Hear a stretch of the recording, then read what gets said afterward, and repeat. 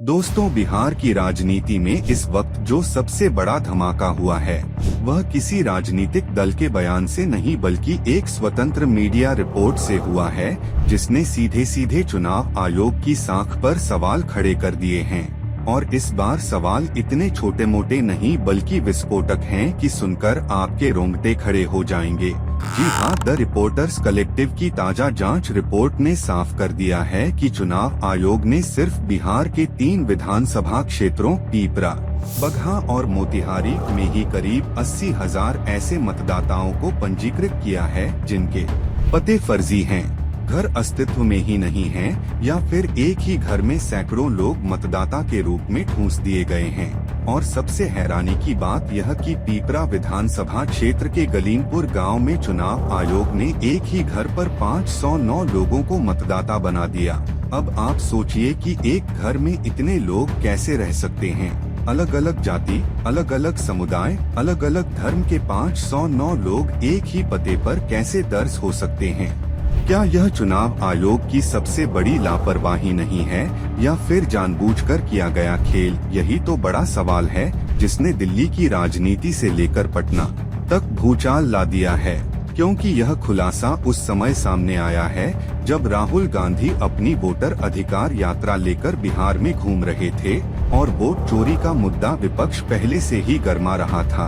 अब इस रिपोर्ट के बाद विपक्ष को और बड़ा हथियार मिल गया है। मीडिया रिपोर्ट कहती है कि न केवल 509 बल्कि ऐसे हजारों मामले सामने आए हैं जहां 20 से 20, 50 से 50, 100 से 100 लोगों को एक ही घर के पते पर रजिस्टर्ड कर दिया गया। और कुछ घर तो अस्तित्व में ही नहीं हैं, लेकिन वहां भी 459, 248, 294 लोगों के नाम डाल दिए गए हैं। क्या यह सीधे सीधे वोटर लिस्ट में हेराफेरी और धांधली का सबसे बड़ा सबूत नहीं है? सोचिए, जिस बिहार में लोकतंत्र की जड़ें मजबूत मानी जाती हैं, वहीं पर चुनाव आयोग की ऐसी करतूतें सामने आएं तो जनता का भरोसा कैसे बचा रहेगा। रिपोर्ट कहती है कि इन तीनों विधानसभा क्षेत्रों में करीब 3,590 ऐसे मामले पकड़े गए हैं जहां एक ही एड्रेस पर 20 या उससे ज्यादा लोगों का पंजीकरण किया गया, और यह सब हुआ चुनाव आयोग की आधिकारिक मतदाता सूची में। यह कोई सोशल मीडिया की अफवाह नहीं बल्कि आधिकारिक दस्तावेजों पर आधारित ठोस सबूत है। अब इसी रिपोर्ट ने मुख्य चुनाव आयुक्त ज्ञानेश कुमार की कुर्सी हिला दी है, क्योंकि जिस तरह से उन्होंने प्रेस कॉन्फ्रेंस में विपक्ष को धमकाने वाली भाषा इस्तेमाल की, भाजपा प्रवक्ता की तरह बर्ताव किया, उसने और संदेह पैदा कर दिया है कि आखिर यह सब खेल भाजपा को फायदा पहुंचाने के लिए तो नहीं किया जा रहा। रिपोर्ट में और भी चौंकाने वाली बातें सामने आई हैं, जैसे मोतिहारी विधानसभा क्षेत्र में 100 से ज्यादा मतदाताओं का पंजीकरण उन घरों पर हुआ जो वहां थे ही नहीं। वहीं बगहा में 9 ऐसे घर पाए गए जहां एक पते पर 100 से ज्यादा लोग वोटर बने हुए हैं। और अगर पूरे चंपारण क्षेत्र की बात करें तो वहां लगभग 10 लाख मतदाताओं के पते संदिग्ध पाए गए हैं, यानी करीब 8% वोटर ऐसे हैं जिनका पता झूठा है या घर मौजूद ही नहीं है।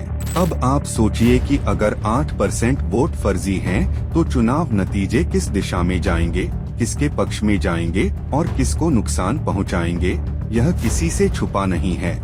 अभी कुछ ही दिन पहले रिपोर्टर्स कलेक्टिव ने एक और खुलासा किया था कि यूपी के 5,000 संदिग्ध वोटर्स बिहार की वोटर लिस्ट में पाए गए। और अब यह नया बम फट गया है कि एक ही घर में 509 वोटर्स दर्ज हैं, यानी मामला केवल गड़बड़ी का नहीं बल्कि संगठित तरीके से वोट चोरी कराने का है।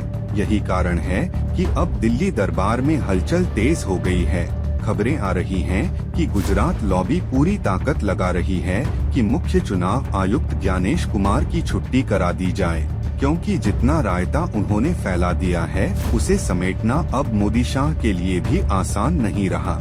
रिपोर्ट्स कलेक्टिव ने जो तथ्य पेश किए हैं वह इतने ठोस हैं कि चुनाव आयोग चाहकर भी उनसे बच नहीं सकता। यही कारण है कि अब भाजपा के भीतर भी बेचैनी है। अंदर खाने यह चर्चा है कि अगर समय रहते इस रायते को नहीं समेटा गया तो विपक्ष इसे पूरे देश में मुद्दा बना देगा और भाजपा की चुनावी रणनीति ध्वस्त हो जाएगी। लेकिन बड़ा सवाल यही है कि आखिर कब तक इस देश में मतदाता सूचियों के साथ खिलवाड़ होता रहेगा? कब तक फर्जी पते और फर्जी नाम डालकर लोकतंत्र के साथ मजाक किया जाएगा? और कब तक चुनाव आयोग अपनी निष्पक्षता खोकर सत्ताधारी दल का प्रवक्ता बना रहेगा?